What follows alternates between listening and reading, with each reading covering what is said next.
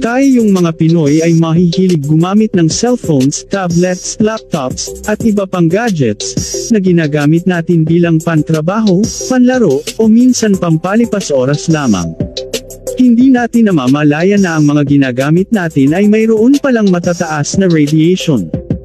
Mahilig din tayong lumabas, o gumala lalo na kapag arawan, at minsan wala pa tayong dalang pamproteksyon sa mata. Ito ay maaring makasama sa ating kalusugan lalong-lalo na sa ating mata. Ikaw ba ay mayroon problema o sakit sa mata?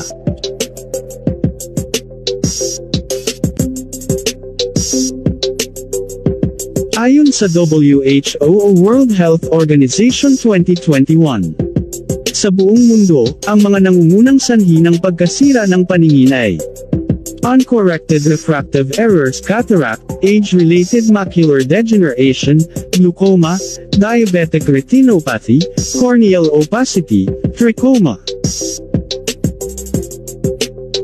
Paano nga ba natin matutulungan, maiiwasan, matatanggal at masusolusyonan ang mga problema natin sa mata?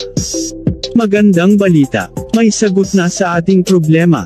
Matutulungan ng medical eyewear natin ang lahat ng problema natin sa mata.